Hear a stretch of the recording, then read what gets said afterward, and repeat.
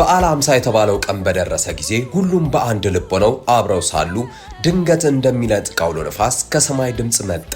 ተቀምጠው የነበሩበትን ቤት ሁሉ ሞላው። እንደ እሳትም የተከፋፈሉ ልሳኖች ታዩአቸው፣ በእያንዳንዳቸውም ላይ ተቀመጡባቸው። በሁሉም መንፈስ ቅዱስ ሞላባቸው። መንፈስም ይናገሩ ዘንድ እንደሰጣቸው በሌላ ልሳኖች ይናገሩ ጀመር። የሐዋርያት ሥራ ምዕራፍ 2 ከቁጥር 1 እስከ 4። ታላቅ የበዓለ ሃምሳና የምስጋና ክብረ በዓል በአድዋ ድል መታሰቢያ ሙዚየም አዳራሽ ሰኔ 7 ከቀኑ 9 ሰዓት ጀምሮ በዓለ ሃምሳ መንፈስ ቅዱስ የወረደበትን ቀን እያሰብን በደስታ የምናመሰግንበት ሀገራዊ ምስጋና በዓል ተዘጋጅቷል። በዕለቱም የአርሞኒየም መንፈሳዊ ተሐድሶ ቤተክርስቲያን ዋና መጋቢ የሆኑት መጋቢ ሄኖክ መንግስቱ፣ ዶክተር አብርሃም ተክለማርያምና ሌሎች ታላላቅ የእግዚአብሔር ሰዎች በመካከላችን ተገኝተው በመንፈስ ቅዱስ ጸጋና ኃይል ያገለግላሉ። እንዲሁም ከጸአት ኳየር፣ ከዘማሪ ጉቱ ሽፈራው፣ ከቤቴል ኳየር እንዲሁም ከሌሎች ተጋባዥ ዘማሪዎችና ከቤተ ክርስቲያኒቱ መዘምራን ጋር መንፈስ ቅዱስን በሚያወድሱ ዝማሬዎች ነፍስ እስከማይቀርልን ድረስ እናመልካለን።